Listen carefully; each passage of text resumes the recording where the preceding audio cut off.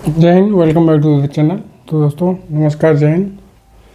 आज फिर से शुरू कर रहे हैं। कंटिन्यूटी नहीं बन पाती है, कंटिन्यूटी बनाने की कोशिश जारी है आज फिर से।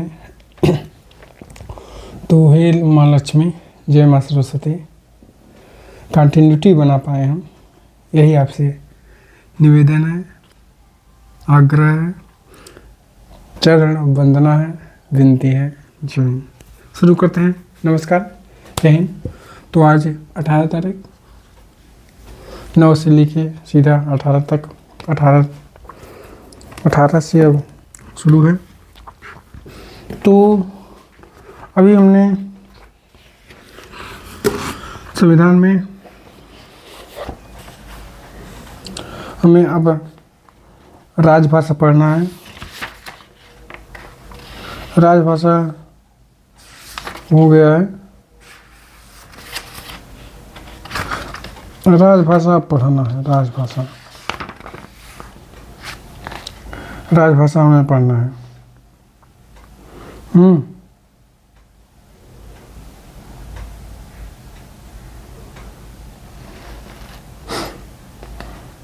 अनुच्छेद 343 से लेकर 351 तक हमारी जो राजभाषा है, 22 राजभाषाएं हैं। सबसे जो शुरुआती संविधान में चीज़ें थी वो चीज़ें अब राजभाषा में सम्मिलित 15वीं जो राजभाषा थी वह सिंधी, फिर उसके बाद नमक यानी नेपाली, कोंकणी और मणिपुरी जोड़ी गई 15-3-18। फिर उसके बाद बोडमास यानी बोडो, डोंगरी, मणिपुरी, संथाली, ये सारी चीज़ें जोड़ी गई भाषा। तो संविधान के अगले पड़ाव पर हम राजभाषा को कवर करते हैं।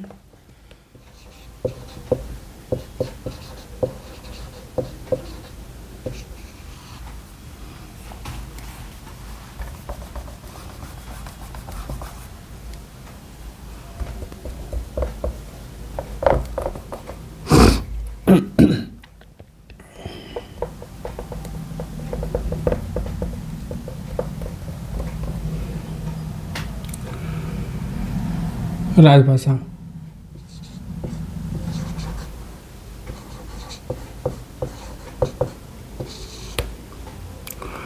अनुच्छेद नंबर आर्टिकल 343 से लेकर 351 तक है। ये भाग 17 में है। भाग नंबर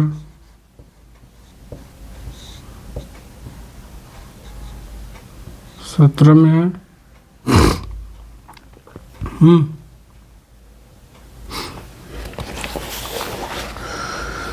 अनुच्छेद 343 खंड 2 के तहत संविधान के प्रारंभ में 15 वर्षों के लिए अवधि 15 वर्षों की अवधि के लिए संघ में उन सभी शासकीय प्रयोजनों हेतु अंग्रेजी भाषा की अनुमति प्रदान की गई थी, जिसके बाद 15 वर्षों के लिए केवल अंग्रेजी भाषा को, जिसके बाद संसद द्वारा अधिनियमित राजभाषा अधिनियम 1963 के तहत इस अनुमति को उक्त अवधि के लिए आगे भी जारी रखा गया। जब संविधान लागू हुआ 26 जनवरी 1950 को, तब 15 वर्षों के लिए केवल अंग्रेजी को राजभाषा की संसद की भाषा में रखा गया। लेकिन उसके बाद उस शर्त को बढ़ा दिया गया, क्योंकि भारत में बहुत सारी भाषाएं बोली जाती हैं, तो अपनी अपनी भाषाओं को सबको चाहिए, सबको होता है कि हमारी भाषा में बात की जाए, लेकिन जिसको जो भाषाएं नहीं आती हैं वो कहाँ से सीखा गया। लेकिन उसके बाद अंतर्राष्ट्रीय भाषा अंग्रेजी को मान्यता दी गई। राजभाषा में जितने भी भारत की 22 राजभाषाएं हैं उनमें से अंग्रेजी भाषा नहीं शामिल है।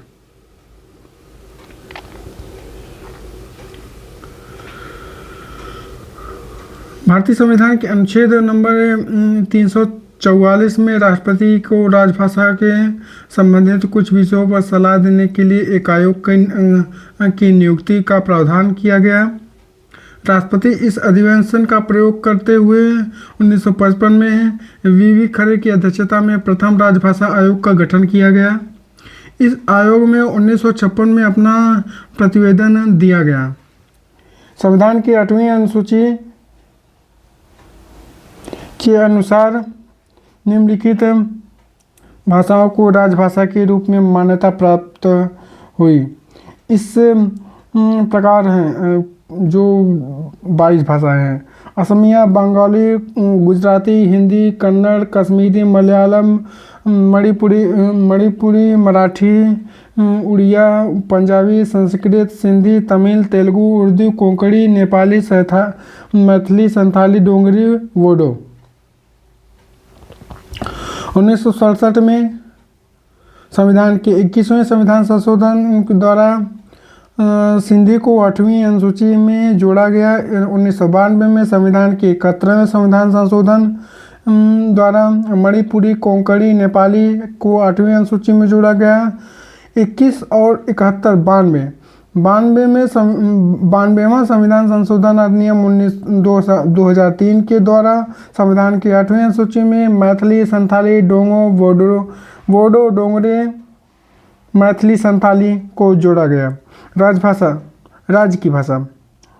संविधान के अनुच्छेद 345 के अधीन प्रत्येक राजभाषा के विधानमंडल की अधिकार दिया गया कि वह विधि द्वारा राजकीय प्रयोजनों में सब या किसी के प्रयोग के लिए उन राज्य में प्रयुक्त होने वाले भाषाओं में से किसी एक या अनेक या हिंदी को अंगीकृत कर सकता है।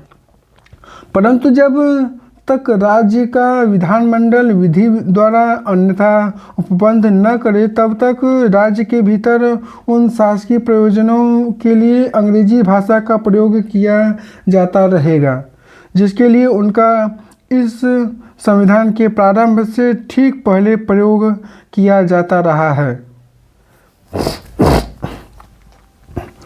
इस उपबंध के अंतर्गत अधिकांश राज्यों के मुख्य क्षेत्रीय भाषा को अपनी राजभाषा के रूप में अंगीकृत किया।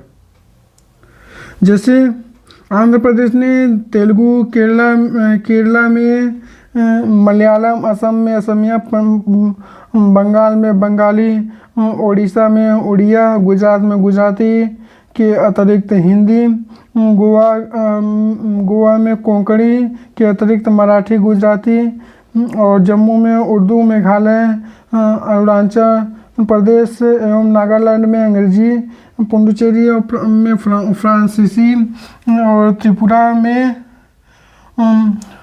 बोकारोम और मिजोरम में मिजो। ध्यान देने योग्य बात यह है कि राज्यों द्वारा भाषा का चुनाव संविधान की 8वीं अनुसूची में उल्लेखित भाषाओं तक सीमित नहीं है। राज्यों के परस्पर संबंध में संघ और राज्य के परस्पर संबंधों में संघ की राजभाषा को ही अधिकृत भाषा माना जाता है।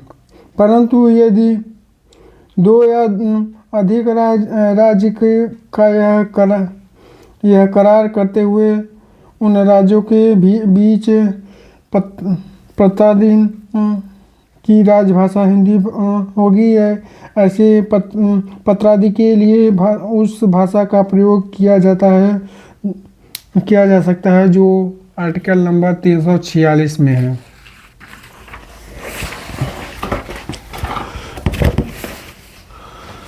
उच्चतम और उच्च न्यायालयों और विधानमंडल की भाषा। संविधान में प्रावधान किया गया है, जब तक संसद द्वारा कानून बनाकर और अन्यथा प्रावधान न किया जाए तब तक उच्चतम न्यायालय और उच्च न्यायालय की भाषा अंग्रेजी होगी और संसद तथा राज्य विधानमंडल द्वारा पारित कानून अंग्रेजी में होंगे। नोट: संविधान के अधीन किसी भी भाषा को राष्ट्रीय भाषा के रूप में नहीं अपनाया गया है। इसके अधीन किसी को केवल राजभाषा के रूप में रखा गया है, अर्थात भारत की कोई राष्ट्रीय भाषा नहीं है। बंगाल के प्रोफेसर त्रिपद टुंडू ने संथाली समुदाय के लिए ओल्ड चिकी लिपि में भारत के संविधान का अनुवाद किया है। आपातकाल उपबंध।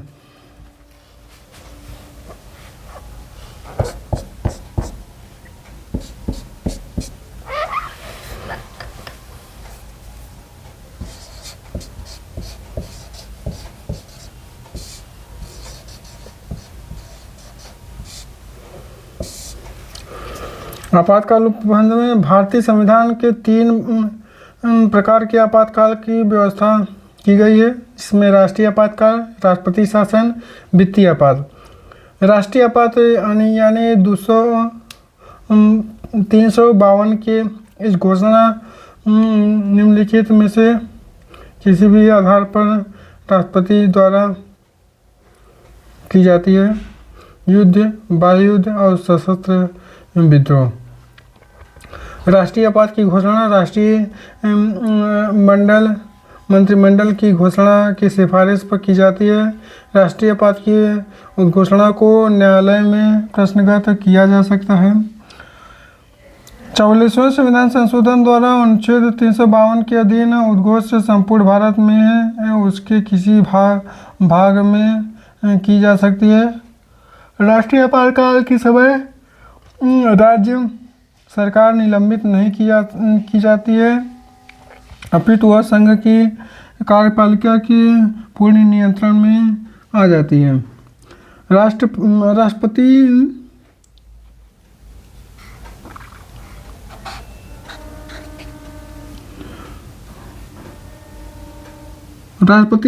आपातकाल के समय राज्य सरकार को निलंबित नहीं कर सकता है।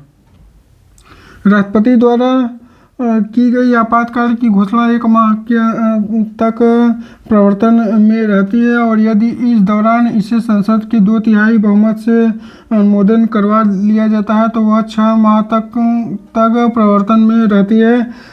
संसद इसे पुनः एक बार में 6 महीने तक बढ़ा सकती है। यदि आपातकाल की उद्घोषणा तब तक की जाती है जब तक लोकसभा का विघटन हो जाता है। तब लोकसभा का विघटन 1 माह के अंतर्गत आपातकाल उद्घोष का अनुमोदन किए बिना हो जाता है। तो आपात उद्घोषणा लोकसभा के प्रथम बैठक के 30 दिन के अंदर अनुमोदित होना चाहिए, अन्यथा 30 दिन के बाद प्रवर्तन नहीं किया जाएगा।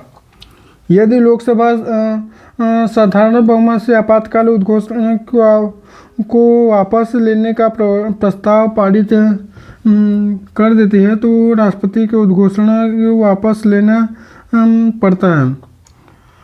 आपातकाल घोषणा पर विचार करने के लिए लोकसभा का विशेष अधिवेशन तक आहूत किया जाता है। तब लोकसभा के सदस्य संख्या के 1/10 सदस्यों का लिखित सूचना लोकसभा अध्यक्ष को जब सत्र चल रहा हो राष्ट्रपति को जब शस्त्र नहीं चल रहा हो तब दी जा सकती है। लोकसभा अध्यक्ष राष्ट्रपति सूचना प्राप्ति के 14 दिन के अंदर लोकसभा के विशेष अधिवेशन आहूत कर सकते हैं।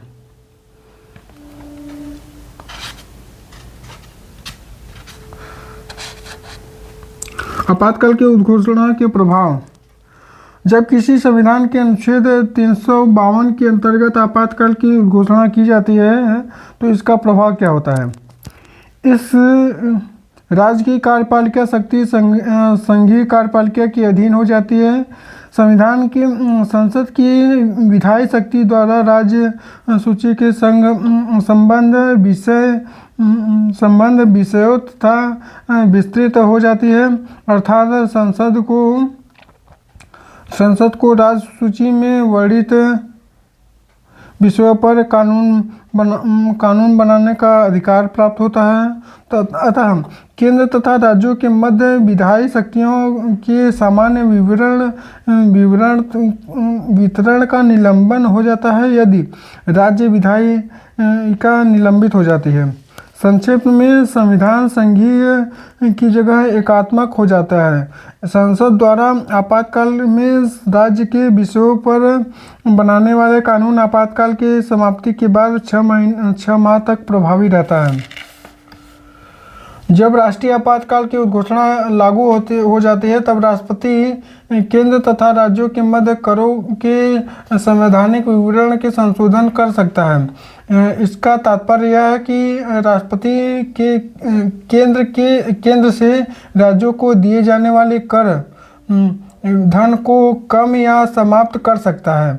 ऐसे संशोधन उस वित्तीय वर्ष की समाप्ति तक जारी रहेगा जिससे आपातकाल समाप्त हो जाता है।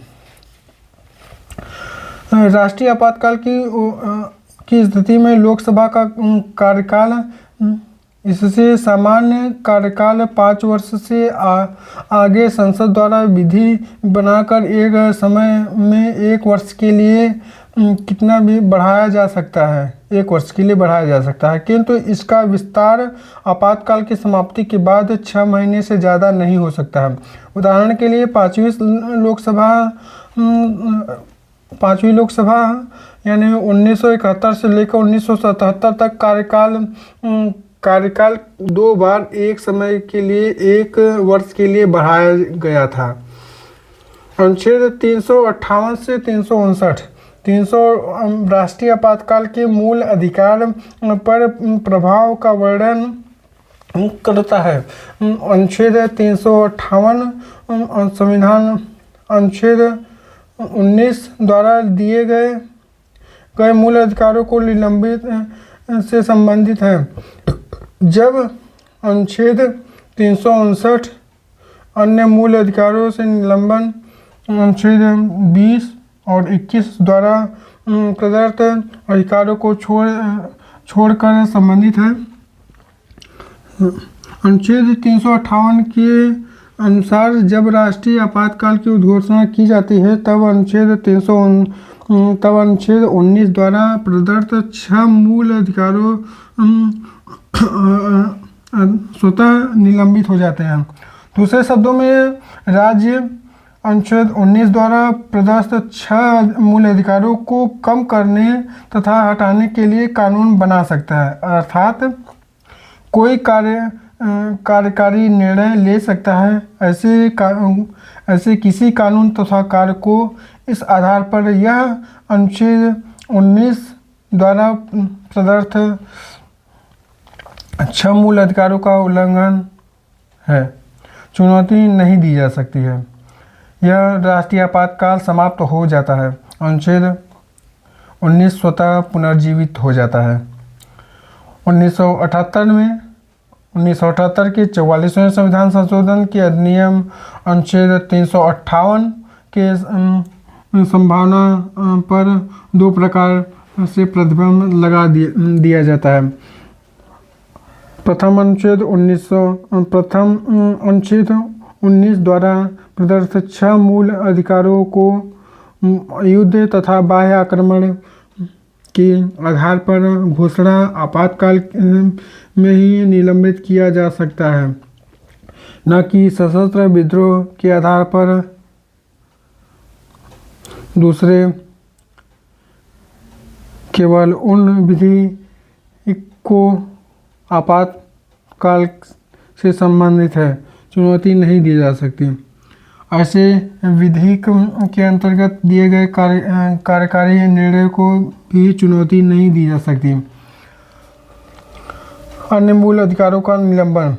अनुच्छेद 359 की राष्ट्रपति के आपातकाल के मूल अधिकारों को लागू करने के लिए न्यायालय जाने के अधिकारों को निलंबित करने के लिए अधिकृत करता है। 359 के अंतर्गत मूल अधिकार नहीं अपितु उनका लागू होना निलंबन होता है। वास्तविक रूप से यह अधिकार जीवित रहते हैं, केवल इसके तहत उपचार निलंबित हो जाता है। यह निलंबन उसे मूल अधिकारों से संबंधित होता है जो राष्ट्रपति के आदेश से वर्णित होता है। यह राष्ट्रपति के आदेशों से प्रभावित रहता है तो राज्य उस मूल अधिकारों को रोकने तथा हटाने के लिए कोई भी विधि बना सकता है या कार्यकारी कदम उठा सकता है।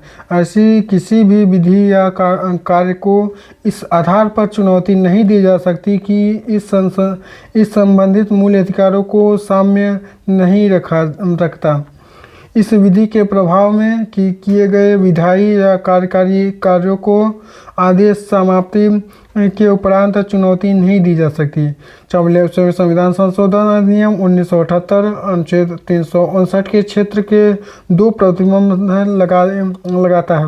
प्रथम, राष्ट्रपति अनुच्छेद 20 और 21 के अंतर्गत दिए गए अनुच्छेदों को कार्य को लागू करने के लिए कार्य में जाने के लिए न्यायालय में जाने का अधिकार को निलंबित नहीं कर सकता है। यानी अपराध के लिए दोष सिद्ध के संबंध में संरक्षण का अधिकार आर्टिकल 20 और प्राण और दैहिक स्वतंत्रता का अधिकार आर्टिकल नंबर 21 के आपातकाल में प्रभावित रहता है। द्वितीय केवल उन्हीं विधायी को चुनौती से संरक्षण प्राप्त है जो आपातकाल से संबंधित विधि और कार्यों को नहीं तहत बनाते हैं